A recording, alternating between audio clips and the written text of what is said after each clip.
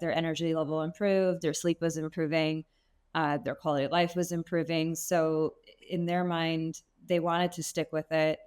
There's, obviously the other reasons of weight loss and so forth, but it was beyond that. It was beyond that for them. And they felt their symptoms were more in control. I mean, I had patients that told me that their voices, just the number or frequency of the voices per day was smaller. It was reducing. The voices internally were reducing. And I think that's a huge change for quality of life in an individual. So sticking to, a treatment that is helping that in addition to the medications that they're on is a big deal for people. It gives them hope. Dr. Shebani Sethi, a clinical associate professor of psychiatry at Stanford School of Medicine, just published a groundbreaking new pilot trial about ketogenic therapy in patients with both metabolic dysfunction and serious mental illness like bipolar disorder and schizophrenia. And the results were remarkable.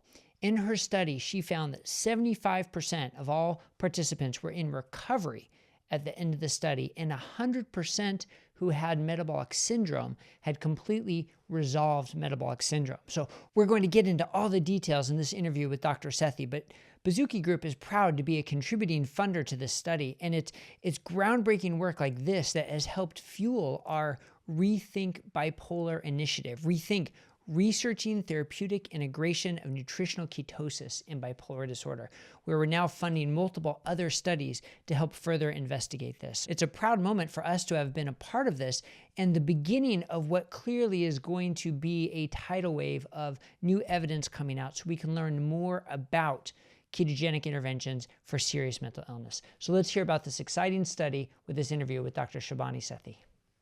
Welcome to Metabolic Mind, a nonprofit initiative of Baszucki Group, transforming the study and treatment of mental disorders by exploring the connection between metabolism and brain health. Thank you for joining us on this journey.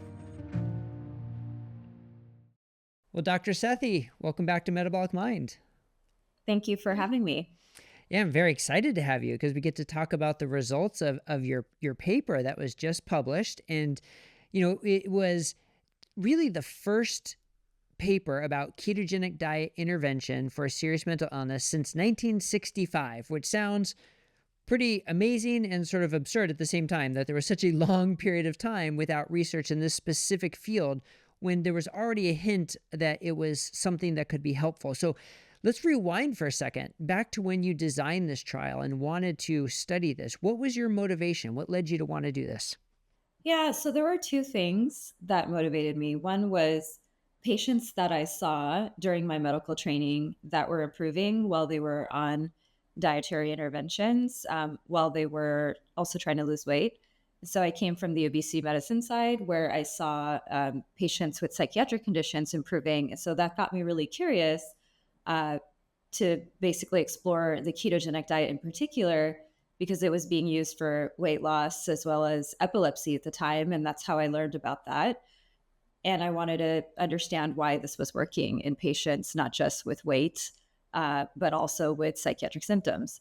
The other motivation that I had was a lot of the patients that I treat have problems with metabolic syndrome or insulin resistance or obesity or some kind of metabolic problem. And so I wanted to understand if this intervention could also help their side effects, because the rates of obesity and metabolic syndrome are a lot higher in the patient population with serious mental illness. So there are basically two questions that I was trying to understand with this pilot trial, and wanted to understand what the signals would be.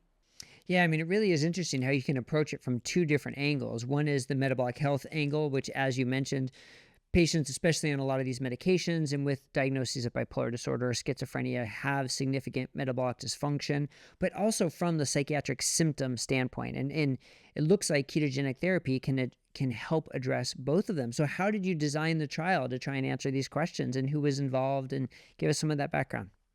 Yeah, so the way that I designed the trial, first of all, there wasn't other studies looking at this. It was mostly case series or observational data.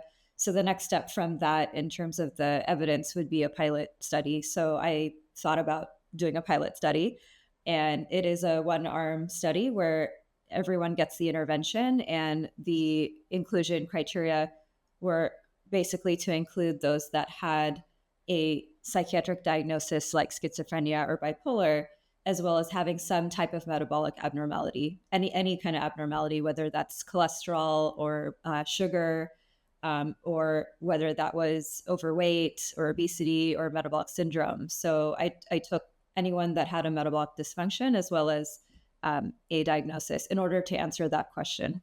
Yeah, and I think that's a really important point, that it was sort of the combination of a psychiatric diagnosis and a metabolic diagnosis, and sort of the patients had those combined.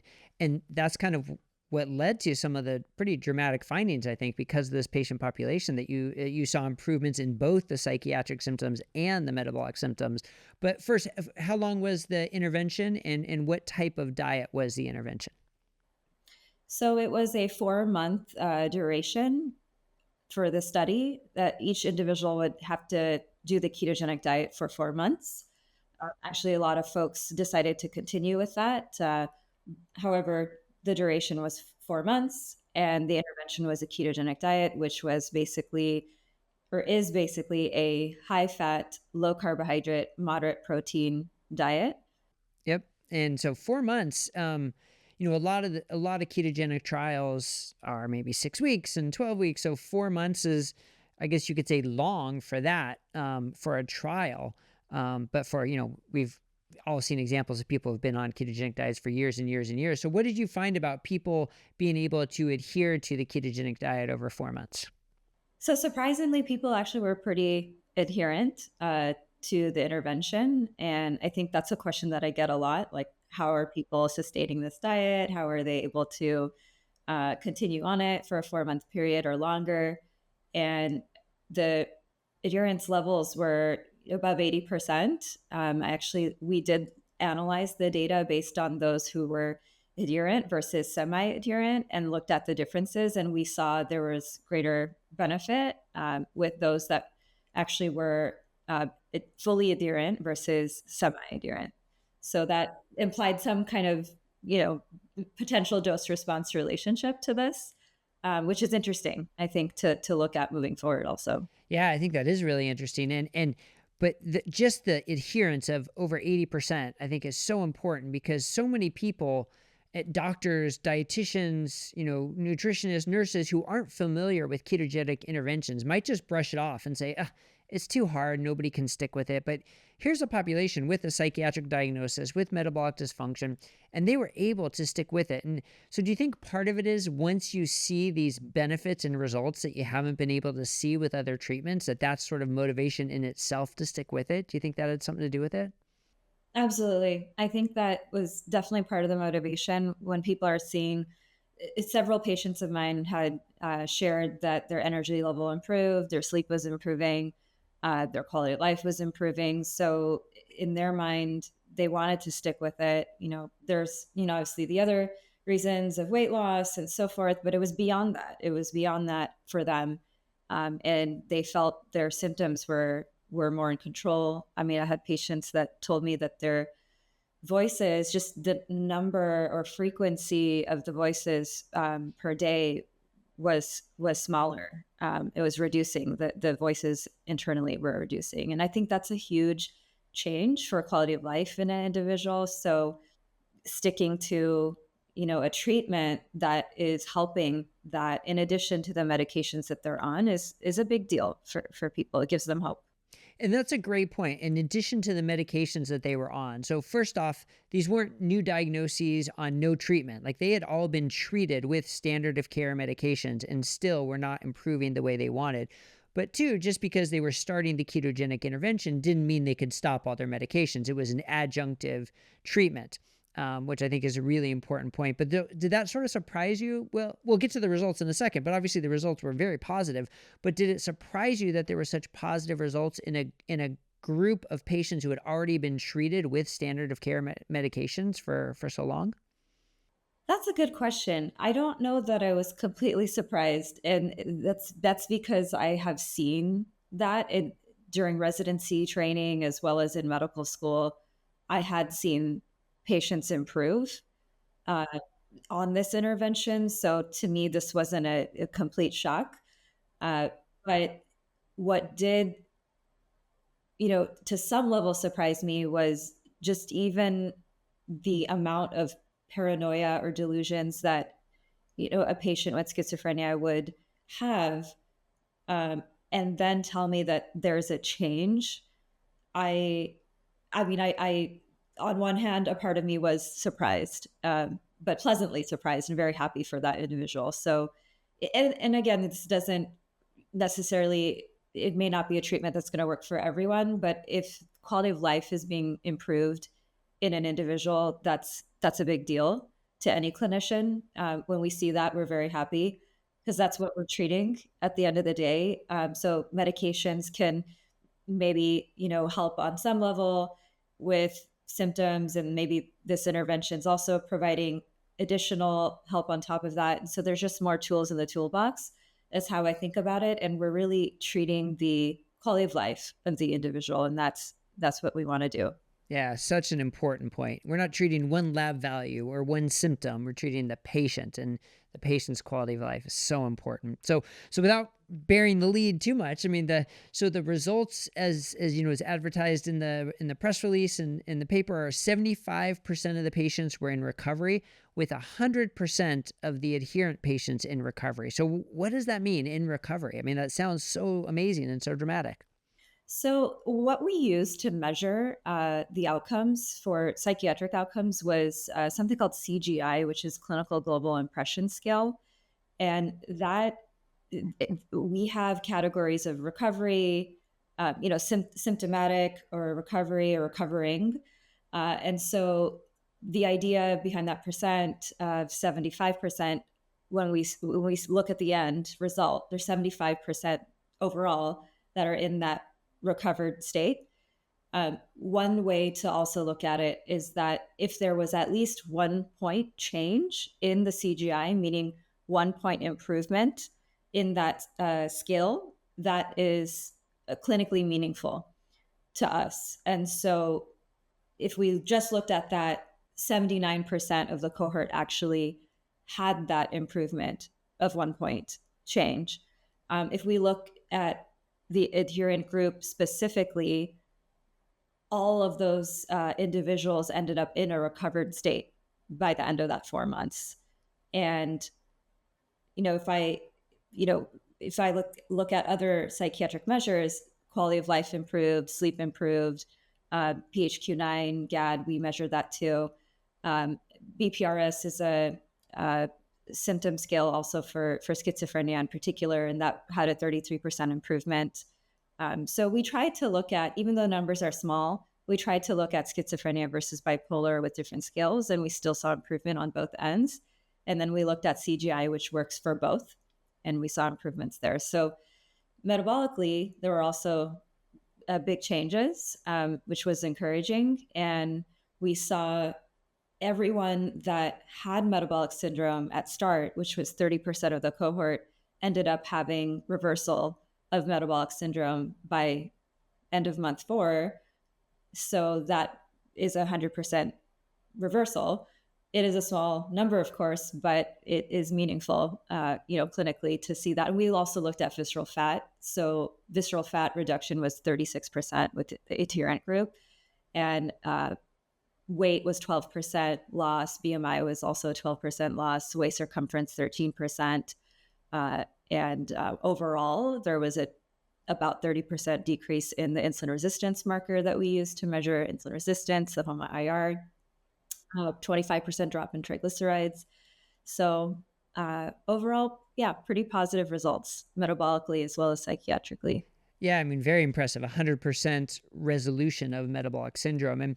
And I think with communicating the results of the study, something like that, complete resolution of metabolic syndrome, people can really sort of internalize that and understand that, physicians and the general public. When it comes to the changes in the psychiatric measures, a lot of people, including physicians who aren't, non-psychiatrists, don't really understand what that means. So I think that's where the communication is sort of challenging for the general physician to understand. But I like how you brought it back to quality of life, and the way you define recovery, and that it was really dramatic. But now, here, the next question: you mentioned 12% weight loss. So some people might say, well, they lost weight and that's why they improved. I mean, do we know it was something more than just a weight loss? And one answer could be, who cares, right? The patients don't care. They're feeling so much better. They don't really care. But for those who want to nail down the mechanism, do you think there's something to say? Was it the weight loss or was it something beyond the weight loss? So, my personal opinion, it's beyond the weight loss. But I think, we have research and studies that look at mechanisms with the ketogenic diet, and especially with epilepsy as well, with patients that have not necessarily had weight loss, or that wasn't the aim of the study, but it's to look at what happens with seizures and reduction of seizures with the ketogenic intervention. And so we do know that there are other mechanisms at play here. Obviously, insulin resistance is one thing I mentioned, but that's also not the whole picture. There are uh, what's interesting is that the medications that we do use for bipolar and schizophrenia are anti-seizure medications. And so some of them can lead to weight gain, in fact. And so that is that's an interesting clinical scenario where you have a ketogenic diet actually working maybe potentially similar to the medications, which are stabilizing neural membranes. We think mood stabilization has something to do with that. And so I think that there are a lot of different mechanisms. And one of the really promising, I think, outcomes of this pilot study in some way too is that there are other randomized controlled trials now looking at the ketogenic diet intervention mechanistically in bipolar and schizophrenia to actually look at that root cause of what those mechanisms are. So Dr. Judy Ford at UCSF is doing an RCT. Dr. Carlo Lognitano is doing an RCT as well. And yes, it is really exciting that, I mean, your research seems to have spurred, so many other studies popping up. And like you mentioned, RCTs, whether, in Australia and at McLean, at UCSF and at University of Pittsburgh. I mean, there's so many randomized controlled trials now. And that's sort of the progression of research. Like you said, it started with case reports and then the pilot study and then grows from there. So now that we have such encouraging results from your pilot study, what do you think it means? What is the impact on clinical practice? Because there are physicians seeing patients now wondering, now that we have the results of this pilot trial, can I start treating my patients this way? Or do I need to wait for the randomized controlled trial? So how do you personally and in your communication with other physicians help them sort of wrap their heads around that? Yeah, that's a great question. And so the randomized control trials are ongoing. I think in terms of using this treatment in clinical practice, I don't see what would be the harm. We actually looked at side effects in the study as well, and every single visit we screened for its side effects to see what came up over the course of the 4 months. And I've also been treating patients for many years with this intervention, and I'm not concerned necessarily for harm with patients. It has to be done correctly, of course, and it has to be done in the right population, and they need to be monitored. And so I do think that clinically it can be done, but it has to be done with folks that are well versed in ketogenic approaches, or also just understanding metabolic medicine. I do maybe have a bias that some of that training is also very useful. And, with obesity medicine background, I think that also comes to play, where I do feel like that is very helpful for the patient to have, different options as well for treating their metabolic dysfunction. Yeah, and you mentioned that you monitored for side effects and adverse effects, and I saw your presentation at ISBD, and I really like how you mentioned there was a small increase in LDL, but an overall reduction in calculated cardiovascular risk. So that's a big one that I like to talk about, want everybody to know about, that even a small increase in LDL does not necessarily mean increased cardiac risk. So what were some of the other side effects and adverse effects you monitored for, and what did you see? Yeah, great point, Bret. As a cardiologist, I love that you pointed that out. Yeah, so side effects wise, they were minimal, but within the first 3 weeks during that keto adaptation period, of course, I did see what I was expecting to see, which was sometimes constipation or headache or fatigue. But those did resolve by week 3 for patients, and after week 3, there was not very, very minimal to no side effects. Yeah. So it's very exciting to have this trial completed and now published and now doing all the publication or all the press and the education about it. So what is next for you then? Yeah, well, I love treating patients. So I'm going to focus on patient care, access to care, treatment, and also developing the field further with other research work, as well as collaborating with other great scientists. So that's the plan. And do you think the day will come where ketogenic therapy is first line intervention for serious mental illness? I'm not sure, but I'm optimistic that it will at least be an adjunctive medication Yeah. or And, intervention. and certainly from these results, it seems like it should be, especially in the population that has metabolic dysfunction.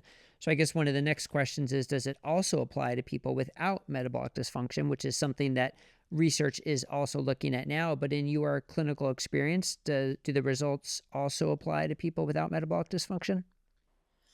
Yeah, so clinically, I do see benefits for some patients.